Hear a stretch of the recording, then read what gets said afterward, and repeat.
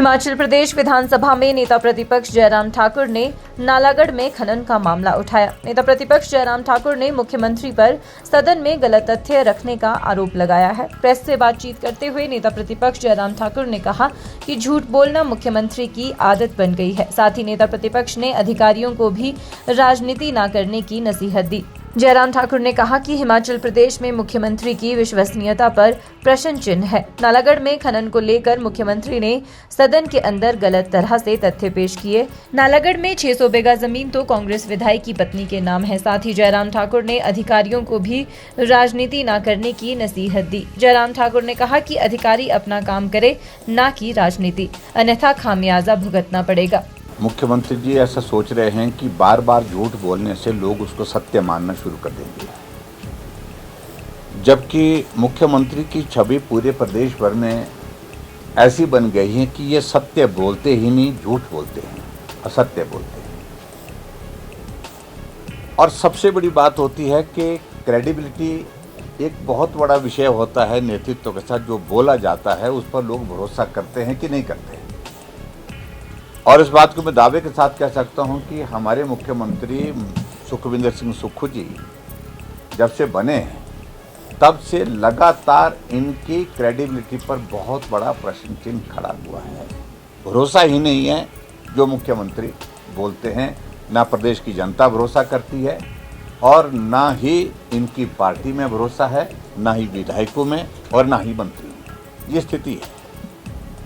कल वहाँ विधानसभा के अंदर इन्होंने एक प्रश्न का रेफरेंस करते हुए, जो प्रश्न जो है वो नालागढ़ के विधायक हरदीप सिंह बाबा जी ने किया था, और उस प्रश्न के उत्तर में कहा कि 3000 से ज़्यादा बीघा ज़मीन जो है भारतीय जनता पार्टी ने सरकारी ज़मीन लीज पर दी। मैं भी थोड़ा हैरान हुआ उस सारी बात को लेकर के, और मैंने कोशिश की तथ्य को जानने की, समझने की।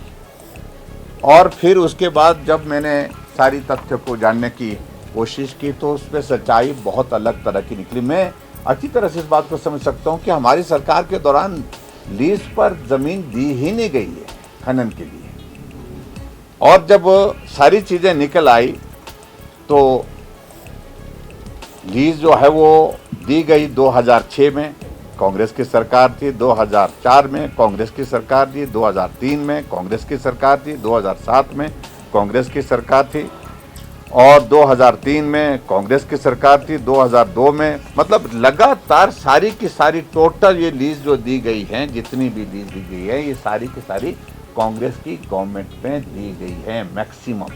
एक आदि को छोड़ करके पूर्व की सरकार, बीजेपी की सरकार धूमल जी के नेतृत्व में रही है उस वक्त।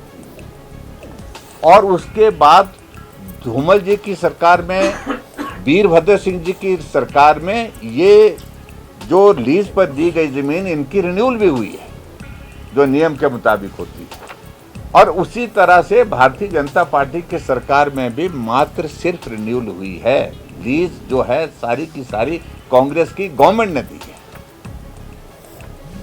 जब ये तथ्य सामने आए तो मैंने समझा उचित रहेगा कि हम विधानसभा के अंदर जो मुख्यमंत्री ने कल जो एक पिक्चर पेंट करने की कोशिश की कि भारतीय जनता पार्टी की सरकार के दौरान जो ज़मीन लीज पर दी गई है, ये बहुत बड़ी जो है वो एक हिमाचल प्रदेश की ज़मीन को जो है एक तरह का नीलाम कर दिया। इस तरह के शब्द का इस्तेमाल किया उन्होंने कि भाई लीज पर जी हिमाचल बेच दिया। ऐसे शब्दों का इस्तेमाल करने का उनको बड़ा शौक चढ़ा उसमें। जब हकीकत आज सामने आई तो मैंने आज विधानसभा के अंदर उस रिकॉर्ड को स्टेट किया है। ये सच्चाई है जो मैं बता रहा हूँ। और उसके बाद मैं बोलना नहीं चाह रहा था कि 2024 में इनकी सरकार बनने के पश्चात जो सदन के अंदर है एक विधायक महोदय जी, उनकी पत्नी के नाम पर भी लीज है। वो 600 बीघा एक ही लीज है, वो सिर्फ नालागढ़ की बता रहा हूँ मैं, नालागढ़ की। इसके अलावा 5-6 जगह लीजेज उनके नाम पर और है।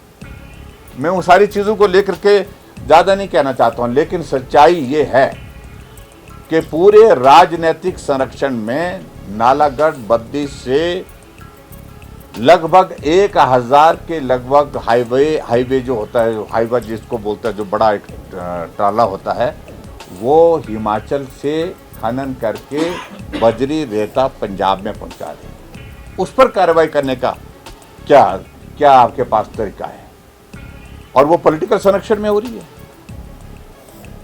नालागढ़ में भी और बद्दी में भी।